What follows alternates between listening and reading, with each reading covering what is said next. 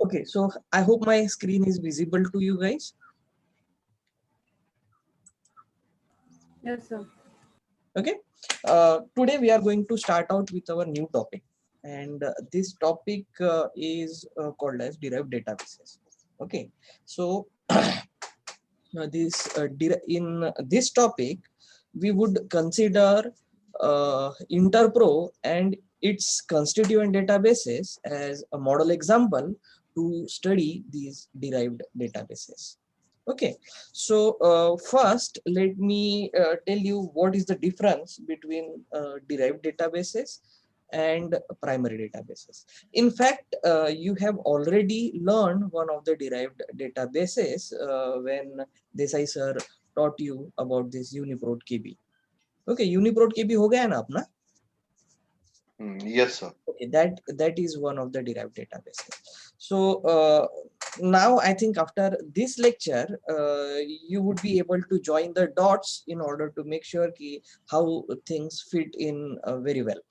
Okay, so what is the difference between the primary database and derived database, and how they can be used as such. Okay, so first let us start out differentiating the primary database from secondary database in terms of they have got synonyms as such. Okay, primary database are also called as archival database, while secondary database are also called as curated database or a knowledge bases.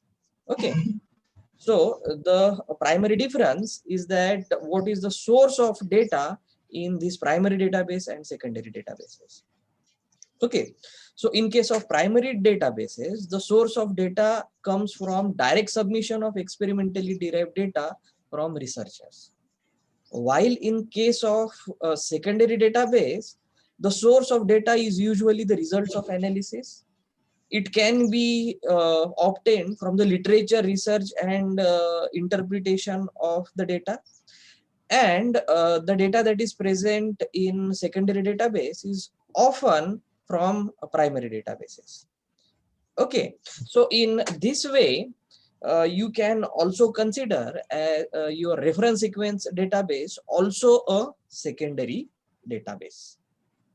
Okay, or derived database. Why? Because it is it contains all the information that has been either analyzed, or it contains data as a result of literature search and interpretation, right? And its data is derived from कैसे reference sequence database का data कहाँ से derive होता है? INSDC से, right? So in this way, your reference sequence database can also be called as one of the derived database or secondary database. Okay, now for example of primary database, all your INSDC databases can be termed as primary databases, which include GenBank, DDBJ, ENA, which correspond to nucleotide sequences. For functional genomics data, people, they submit their functional genomics data in Array Express archive, okay, or Gene Expression Omnibus. Okay, so these databases are the one that would keep hold of your functional genomics data or something called as expression data. Okay, so you will come to know about these databases in your genomics paper, which I think it is in your second semester. Okay, so how functional genomics data is, or how expression data is managed and maintained. So you can learn it in your subsequent course. Okay, so we'll say for example, proteins coordinate data is usually stored in protein data bank. Okay, तो BSO में ये protein data bank के बारे में आपको बताया गया है क्या? Are you guys aware of this protein data bank? PDB, which sir we know about PDB. Okay. So for time being, uh, or for the sake of simplicity, protein data bank is the database that holds the structural information of experimentally solved structure of protein using various techniques like X-ray crystallography or NMR, or different kind of microscopy, or even circular dichorism. So PDB is entrusted for maintaining and holding the three-dimensional molecular structural data, while Array Express or GEO is known to hold data on expression or functional genomics, while nucleotide sequence data can be submitted to INSDC, that includes databases like ENA, GenBank, and DDBJ. Okay, now let us come to these secondary or derived databases, wherein most of the data that is present in these secondary databases are as a result of the analysis of the sequences or structure or expression data that is submitted in primary databases. Okay, तो इसका example रहेगा आपका इंटरप्रो. This interpro is also one of is this interpro consortium can also be considered as a secondary database that holds information for protein families, motifs, and domain. You have already learned about UniProt knowledge base. This particular secondary database holds information on sequences and functional information on proteins as such. Okay, then you have got ensemble, which is known to store data on variation, function, regulation, and more layered onto whole genome sequences as such. So this is the basic difference between primary databases and secondary databases along with its examples. Okay, so now I hope it is clear for you how do we classify these databases on the basis of what kind of data is present in them, whether it is directly submitted by the researcher, or whether that data is derived from the analysis of the data that is present in primary databases or archival databases as such. Okay, so now let us focus our attention on the interpro, which do consist of a lot of member databases. Well, here is the story. So this interpro resource is the one that provides functional analysis of sequences. Okay, interpro was created itself for catalyzing or promoting functional analysis of protein sequences. Okay, so now this functional analysis can be conducted by either classifying the protein into families, so that after classifying the protein into families, you can sort out okay, these are the similar proteins which might function in a similar way as compared to some another family of protein. Okay, so in this way you can perform functional analysis by classifying the protein into families. You can also perform functional analysis by predicting the presence or absence of any domains. Well, say for example, if you have got any sequence, if it contains certain XX domains, that means it might perform certain XX function, right? Well, say for example, if you have a protein and it has got similar if it has got sequence that is very similar to a kinase domain. Well, say for example, your protein has got a domain whose sequence is similar to kinase domain. So this might also mean that your protein in some way or the other might be involved in phosphorylation event during its catalytic activity, if it is catalytically active. Okay, then this way functional analysis can also help in determining what kind of domains are present in your proteins, and eventually based on what kind of domains there are, you can have an idea about what kind of function that protein can perform, right? Then one of the major aspect of functional analysis is predicting the presence of important sites. Okay, so well, say for example, there are certain sites or there are certain patterns of amino acid residues that are associated with a certain function to a given protein. Okay, we are going to talk about these different sites or important sites when we deal with motifs. Okay, but for say for example, you can say that you can also predict the presence of important sites in your protein.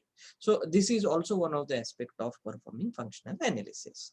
Okay, so when people say that they are performing functional analysis on their protein, that would eventually mean either they are classifying the protein into families, they are trying to predict if certain domains are present or absent in their protein sequences, or they are interested in finding out if there are some important sites that are present in their proteins. Okay, so now in order to do all these activities, okay, in order to perform such functional analysis, uh, there are different methods to do that. So in case of interpro, well, say for example, if you want to classify the protein sequence into family, or if you want to predict the presence or absence of domain, or if you want to predict the presence or absence of any important site, you would have to implement something called as predictive models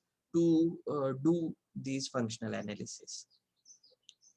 Okay, so in order to do functional analysis, what interpro does is that it relies on predictive models. Okay, and these predictive models are also called as signatures.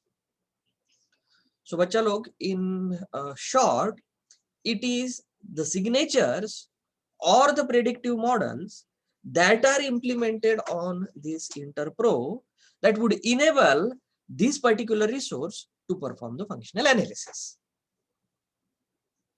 Okay, is it clear? तो functional analysis करने के लिए क्या करना पड़ता है? You need to have some predictive models, and these predictive models are used to perform the functional analysis of protein by the way that I have told you. Okay, and these predictive models are also called as signatures. Okay, so now in order to perform this functional analysis, now we know that we need to have either signatures or predictive model. So these signatures or predictive models are calculated, or these signatures are provided using different databases that are present on this interpro. So there would be different databases that would provide a specific signature, or that would provide a specific predictive model in this interpro. Okay, now these signature providing databases are called as member databases of interpro. Okay, so now interpro, you can say, is a collection of, say, certain databases, what we term as member databases, and the function of these member databases would be to provide predictive models or signatures, and eventually these predictive models and signatures would be used to perform functional analysis. Okay, so in this way, the member databases that constitute this interpro are collectively called as interpro consortium. Okay, so what is interpro consortium? It is nothing but collection of member databases, and these member databases are going to calculate or provide the predictive models or signatures, which are eventually going to be used for performing the functional analysis. This is how things would work on interpro. Okay, किसी को कुछ पूछना है? Are there any questions that you need to ask? Because unless and until these things are clear, well, there is no point in proceeding further. Excuse me, sir. Yes. Sir, can you please explain the predictive models or signature? Yes, My yes, we are going. connection was lost there. Okay, so we are going to deal with this predictive model or signature in more details, considering what are the signatures that are constituted by each and every member database in your Interpro consortium. Okay, so you would get hold of this thing in a while. Okay, so huh? Yuvraj here, sir. हाँ बोलो बेटा हाँ. Sir, in which format they will provide this data to this Yes, Interpro? yes, hold on, सब आ रहा है, सब आ रहा है, ठीक है. बट अभी ये रिलेशनशिप समझ में आ रहा है कि तुम लोगों को what is functional analysis, what is predictive model, what are signature, who provides the signature, what is interpro consortium. Okay, so these are all new terms. Okay, so slowly as we move forward in our next few lectures, you would be able to join all these dots. Okay, so how signatures are created, in what format those signatures are, well, we are going to deal with all of these questions in the upcoming few slides or few lectures. Okay, so this is just for you to get introduced with all the terms that we are subsequently going to use in our discussion. Okay, so this is how the home page of Interpro would look like when visit its home page. Okay, so we are going to deal with in more details of what are the basic features of this Interpro. Okay, and this Interpro is one of the resource that is developed at EBI. Okay, so you can visit this ebi.ac.uk for visiting this Interpro derived, or you can say set of derived databases. Okay, so now what are the sources of data? Okay, so now well, say for example, as I have already mentioned, signatures are built up by some member databases. Okay, so now whatever member databases that are present in your Interpro consortium, each member database will create its own signature, and this signature would contribute in performing certain functional analysis of a given protein. Okay, so now well, let us see what kind of signatures are provided by these different databases. Okay, so now the signatures that are related to structural and or functional domains are provided by databases like Gene3D and Superfamily. Okay, so if one wants to perform uh, structural or functional domain analysis of a given protein, well, so for example, if one wants to find out if is there any domain that might perform phosphorylation event, or is there any domain that might act as an adopter protein for given for given signaling event. So if such is the case, then the signatures that are to be implemented in identifying such structural or functional domains are usually provided by the databases called as Gene3D or Superfamily. If one wants to deal with the classification of given protein into families, the signature are usually provided by databases like PFAM, Panther, and Protein Information Resource. So another aspect is that if one wants to deal with the protein features such as active sites or binding sites prediction, okay, then the signatures related to such analysis are provided by databases like ProSite and ProDoc. Okay, so the following figure, as you can see over here, would make a lot of things more clear now. Okay, so what these figures say is that here what you see in all these spheres are the member databases of Interpro consortium. So well, all these pairs represent different databases. Okay, so now these different databases will calculate certain signatures. Okay, and now these signatures can be calculated for performing functional analysis, right? So this functional analysis, for the sake of simplicity, can be divided into three major components.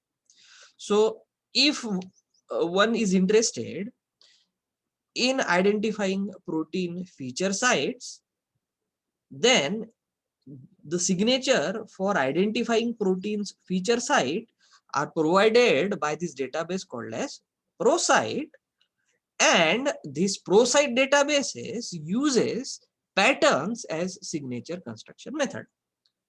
So whatever sites that are being going to be identified, these sites can be anything. It can be, well, say for example, it can be active site, or it can be any nucleotide binding site, or it can be any cofactor binding site, prosthetic group binding site. Okay, so if provided with a given protein sequence, one might be interested in finding out these sites if they are present in a given protein or not. Okay, now if such is the focus of interest, then such a kind of data would be provided, or such kind of signature would be provided by this database called as ProSite. And in order to generate such data, in order to infer such data, this ProSite database would consider finding out patterns in the given sequences. So this construction of patterns is one of the signature construction method, by which one is able to find out if there are some important features in your protein in terms of sites. Okay, if the protein will go and bind to certain inhibitor, if the protein will go and bind to certain cofactor, magnesium binding site है क्या उसमें, calcium binding site है क्या उसमें, DNA binding site है क्या उसमें. Okay, so this would enable the pattern as a signature construction method enables ProSite to perform protein features detection in terms of detecting multiple sites in the given set of protein sequences as such. Okay, then there is another signature construction method called as construction of profiles. So these are the databases like Prodom, even ProSite, as well as HAMAP. These would construct something called as profiles. And these profiles eventually can be used for performing functional annotation of families, as well as it can be used to perform functional annotation of domains. Okay, if one want to detect if the given sequence is present in some family, if it is a member of say certain family, or if it contains some domain, then databases like Prodom, ProSite, and HAMAP will calculate profiles for that given sequence, compare the profile of a given sequence, and then end up saying whether these sequence belong to certain families or if it do contain certain domains. Okay, well, now there exists another set of signature called as fingerprint, which is provided by this database called as print. And this fingerprint data, or this fingerprint signature, is also used in somehow determining the functional annotation of families or presence or absence of say certain domain. Okay, now there is another signature construction method called as hidden Markov models.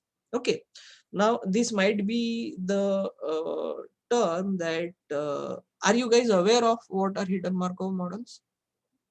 इसके No, पहले sir. हाँ? No, sir. No, okay, ठीक है. So hidden Markov models are statistical models. Okay, so you can say they are probabilistic models based on Bayesian function. Okay, so what do these hidden Markov models do? That these are kind of statistical model, and they can be used in classifying the given protein sequence into certain families. Okay, तो देखो ये families classification के लिए either you can use profiles, either you can use fingerprints, or one can also use hidden Markov models. Okay, so we'll say for example member databases like PFAM and SMART, member databases like PIR, ठीक है, Tiger FAMs or Panther, these all member databases uses this statistical technique called as hidden Markov model in order to classify the sequences into families and domains. Okay, so hidden Markov models are also used for detecting structural domains. Well, say for example, databases like Gene3D and Superfamily would classify the protein into families on the basis of structural domains. Okay, so all in all, these are all the member databases that are, you know, active by providing different signature construction method. It can be either in form of patterns, profiles, fingerprints, or hidden Markov models. By any of this method, this database enables your interpro to perform protein feature detection in the given sequence, to classify the proteins into families and detect if there are certain domains in those proteins, or even perform structural domain analysis. Okay, so and collectively everything happens on this interpro. Okay, so now what we will do moving on further, I would explain you how patterns are calculated on ProSite. Okay, how profiles are calculated on ProSite and what are the features of ProDOM. Okay, so when we talk about ProSite, you should keep in mind in your background that we are interested in finding out patterns that can be helpful in detecting, finding out protein features or sites. Okay, so when we in our further lecture talk about this ProDOM or even ProSite in context of profile, you should be in position to think that how this ProSite profile or ProDOM profile might help in classifying the protein into families or domains. Okay, similarly, when we talk about this prints as a database, you would be interested in figuring out how this print would calculate these fingerprints and help in classifying the proteins into families. And so is the case of these PFAM, SMART, and everything. Okay, so this is how things are going to work in our subsequent lectures. Okay, so now here is the significance or importance of your interpro conservatory.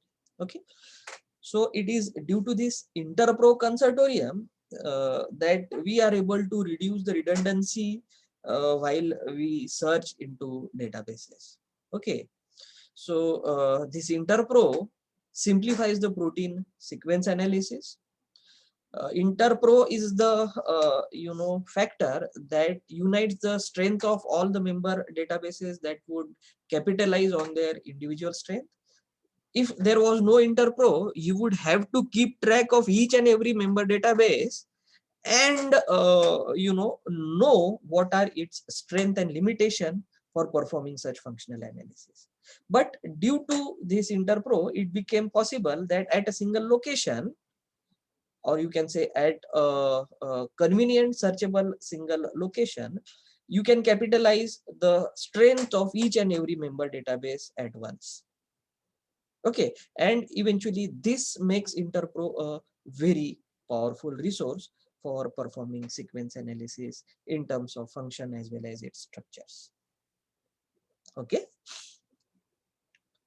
good. So this is how things would happen between your UniProt KB and interpro. Okay, so whatever sequence data is present in UniProt would be provided to the interpro, which eventually will provide this data to their member databases. As we have discussed, they would perform all signature analysis, functional analysis, and site analysis. Whatever annotation that uh, that is provided by this interpro consortium, that would be annotated back in UniProt KB.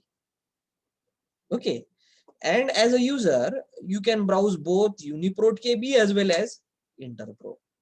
So now, do you remember when Desai sir was teaching you about what are the different features of a typical UniProt KB entry, right?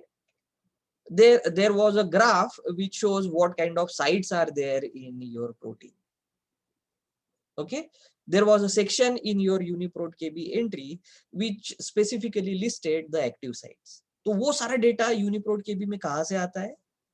It comes from Interpro. और Interpro वो कैसे calculate करता है? Using its member signature databases like ProSite, PFAM, and everything.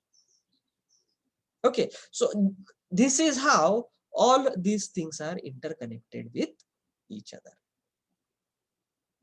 Okay, so I hope things are getting clear now. Okay, so now let us begin with our first well, what is the time now? Do we 10:40. 10:40? We still have some time, right? We still have 20 minutes, right? Yes, sir. Please let me know when my time is up.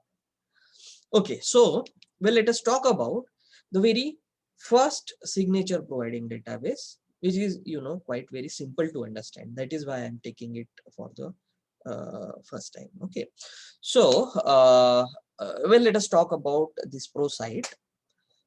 This ProSite, as I have already mentioned, will calculate the signature in terms of patterns. Okay, and these patterns can be used for detecting different sites in your given protein sequence. So now you can say that this ProSite is a database of biologically meaningful motifs. Okay, so these motifs that are present in your ProSite can be either described as either pattern or profiles. Okay, motif यानी क्या? What are motif? Motif क्या होता है? How would you define a motif? Literally, how would you define a motif? A small stretch, or say some very small local region in your protein, we would call it as a motif.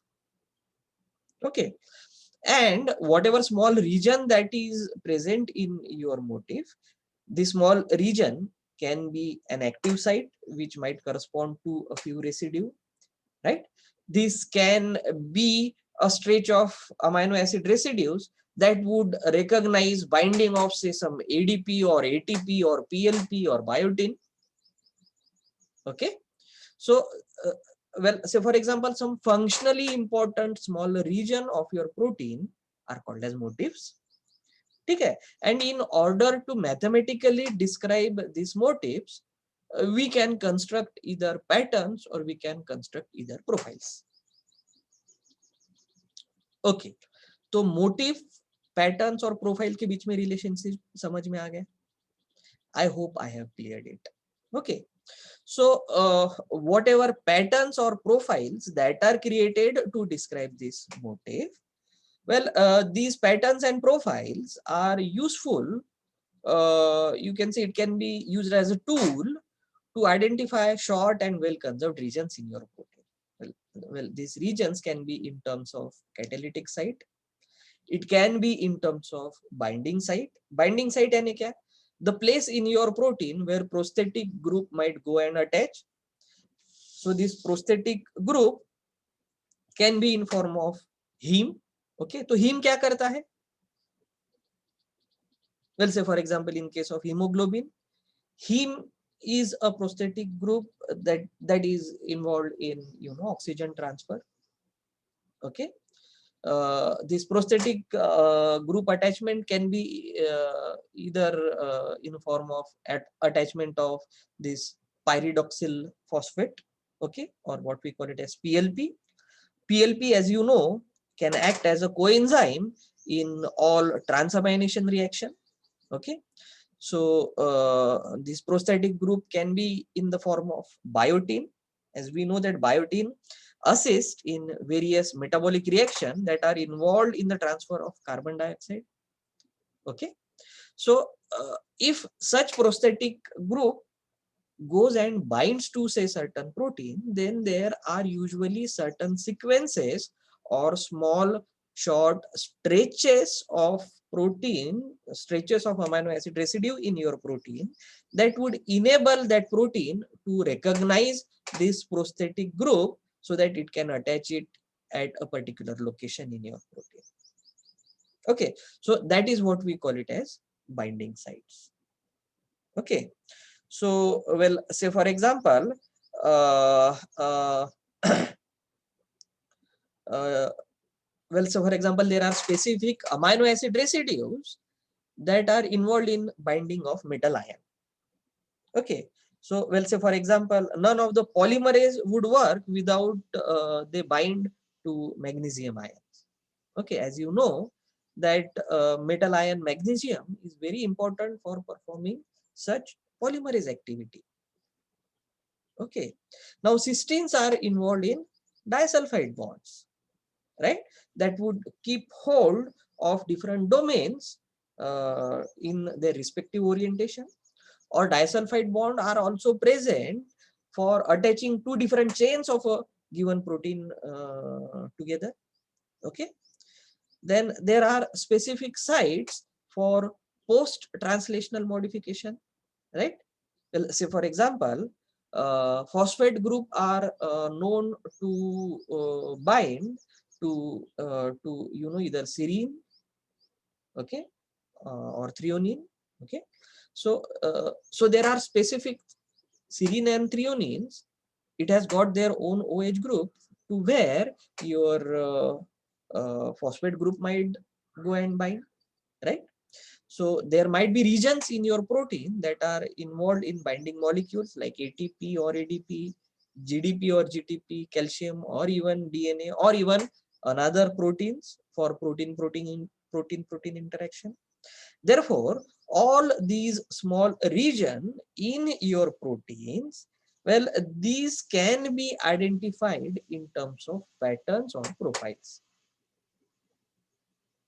Okay, so these patterns and profiles are predicted on the database called as ProSite, and this ProSite eventually will help you identify if there are certain certain sites in your protein that are biologically relevant, that are biologically interested. These sites can be catalytic sites, binding sites, post-translational modification sites, or if there are any sites that are involved in binding any molecule. Okay, so this is the overall function of ProSite as a database that would provide signature for site detection.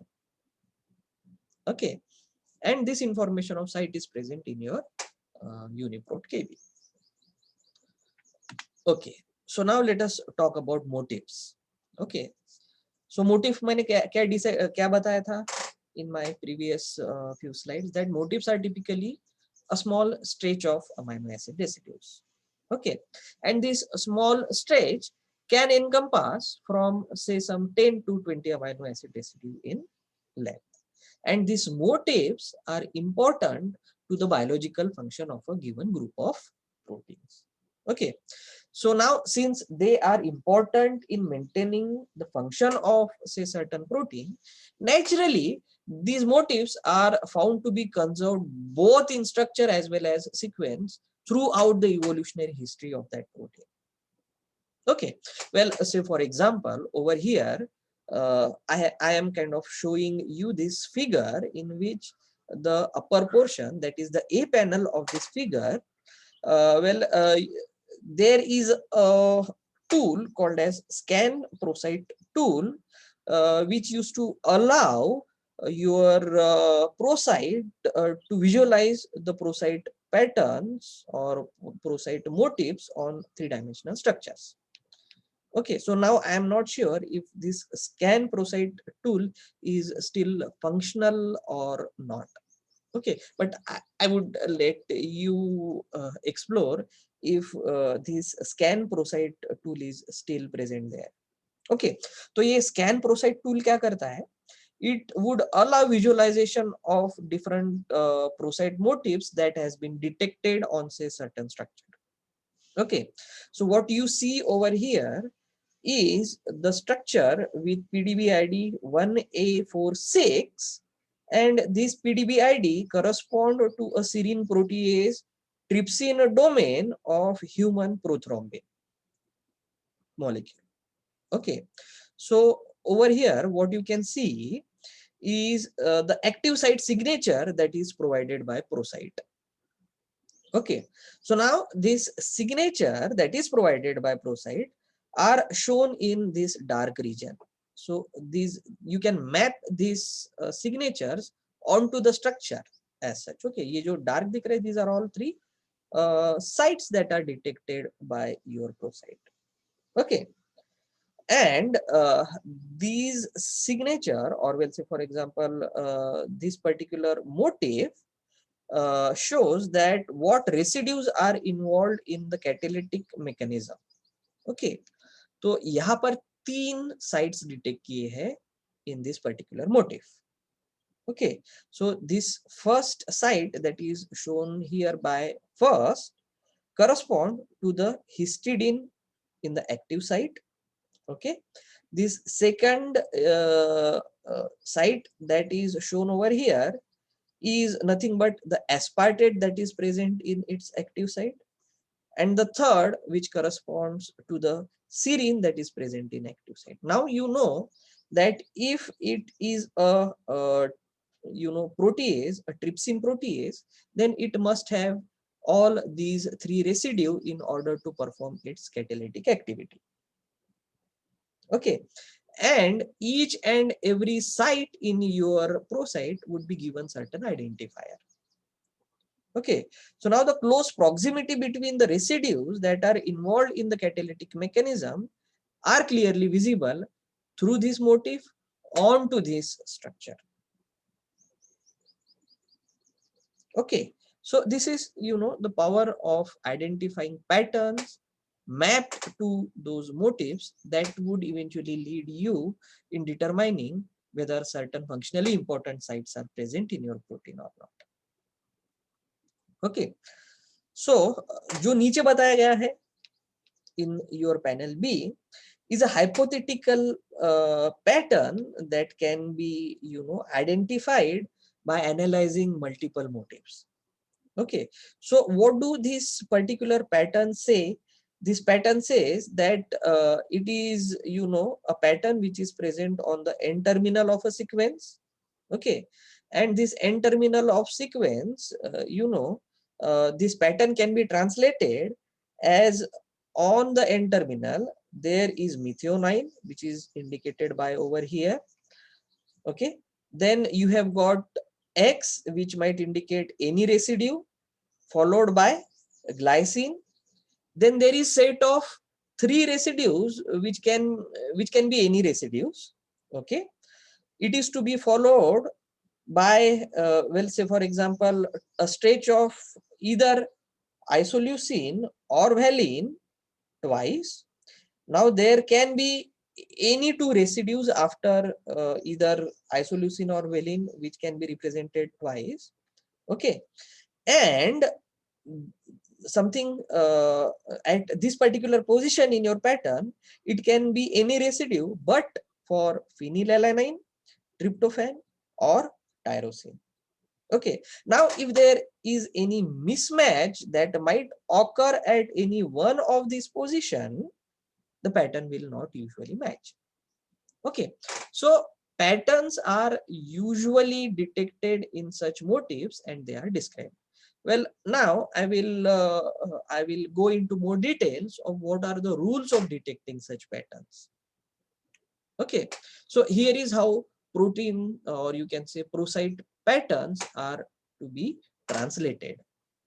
There is a specific syntax based on which you can analyze a prosite pattern. Okay, और prosite pattern क्या बताता है? What are the features that are present in your motifs? Okay, so now for detecting a particular prosite pattern for a given motif, you can use standard IUPAC one letter codes for amino acid. Okay, now I hope you people are aware of one letter amino acid codes. Okay, अगर नहीं होगा तो I would advise you that you learn it by heart. Whatever you know, bioinformatics में one letter code बहुत काम के है, and you are going to use it throughout your MSc and eventually in your further career. Okay, so now the symbol X is used for a position if you want to detect that if there is any amino acid that is acceptable at a given position. Okay, so well, say for example, if you have a motif, जैसे कि आपके motif में अगर 4 amino acid residue है, so you would represent your motif as 4 letters that are separated by a dash. Okay, so well, say for example, things would be very clear if you consider this particular example. Okay, so how would you translate this particular pattern? Is that it contains, this particular pattern contains how many residue? 1, 2, 3. This 4 would indicate that there are 4 X's. That means 4, 5, 6, 7, and 8. So this particular pattern would present a motif with 8 residues in it. Okay, and this motif can be translated as at the very first position you can either have alanine or cysteine. At second position you can have any amino acid residue. At third position it is mandatory that you should have valine. And there is a stretch of 4 amino acid residue जहां पर कुछ भी रह सकता है. Any residue is supposed to be present over there. And at the final position it can be anything, blood, glutamate, or aspartate. So this is how you might translate this particular code or syntax into certain meaningful motif as such. Okay, तो अगर ये वाला mark रहा यहाँ पर less than, तो that indicate that it is present on N terminus.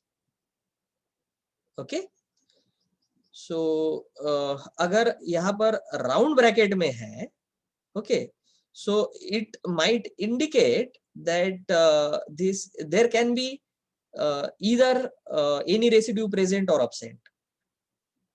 Okay, if the ambiguity is detected in this what we call it as square bracket, okay, so it can be either serine or threonine. So whatever is present in the square bracket, it indicates कि यहाँ पर या तो serine रह सकता है या तो threonine रह सकता है. Or you can create a simple pattern like this. So this particular pattern would indicate that it might describe any sequence which do not contains any cysteine. Okay, star not containing any cysteine throughout its N and C terminus. Okay, this is how this particular pattern is needed to be identified. Or you can just list out the amino acid residues that are present in your pattern.